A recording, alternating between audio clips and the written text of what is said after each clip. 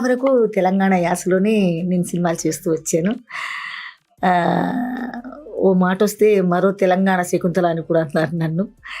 కానీ దానికి భిన్నంగానే మళ్ళీ ఈయన అద్భుతమైన మాటలు రాసి డైరెక్టర్ గారు ఆత్మలు ఉన్నాయా లేవా అని మూఢనమ్మకంగా ఉండేవాళ్లకు కనువిప్పు కలిగిస్తూ ఒక మంచి సందేశాత్మకమైనటువంటి సినిమాని తీయడం జరుగుతుందండి.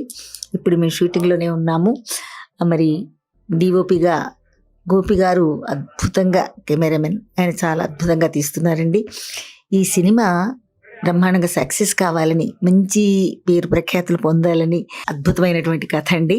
ఇందులో మా నానమ్మ మనవాళ్ళ బాండింగ్ కూడా చాలా బాగుంటుంది. కొడుగ్గా మరి జమిని సురేష్ గారు, కోడలిగా కాకినాడ రూప అద్భుతంగా చేస్తున్నారండి. అలాగే మాతో మేము చేస్తున్నామని కంటే మా డైరెక్టర్ గారు చాలా బాగా చేస్తున్నారు మాతోటి. కాబట్టి అందరూ కూడా రాబోయే ఈ ఆత్మకథ సినిమాను చూడండి, మీ అభిప్రాయాల్ని తెలపండి. మేము చాలా బాగుంటుంది అని అనుకుంటున్నాము.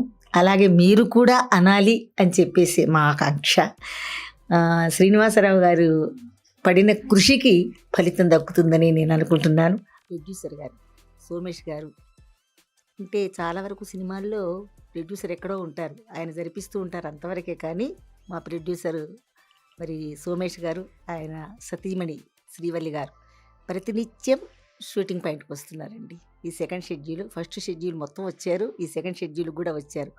ఒక నిర్మాత, ఒక ప్రొడ్యూసరు ఇలా వచ్చి షూటింగ్లో కావలసినవన్నీ చూసుకోవడం నేను ఇదే మూవీకి చూశానండి. నిజంగా వాళ్ళ అబ్బాయే దీనికి సంగీతకర్త, అది కూడా చాలా సంతోషించదగిన విషయం అండి.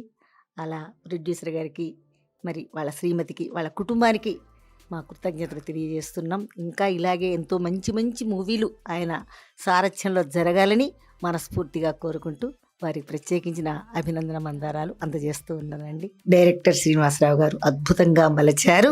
మీరందరూ కూడా చూసి ఆనందించాలని మీ అందరి ఆశీస్సులు మా పైన, మా డైరెక్టర్ గారి పైన ఎప్పుడూ ఉండాలని చెప్పేసి మనస్ఫూర్తిగా కోరుకుంటూ నమస్తే. మీ విజయలక్ష్మి, బలగం ఫేమ్.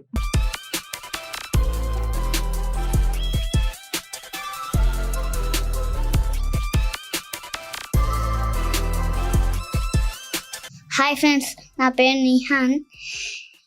ఈ ఆత్మకథలో నేను కొత్తగా సీన్ చేస్తున్నా. చాలా బాగుంది కథ. ఈ సినిమాలో ఎవరైనా యాక్టింగ్ చేస్తే చాలా బాగుంటుంది. ఎందుకంటే మా డైరెక్టర్ సార్ బాగా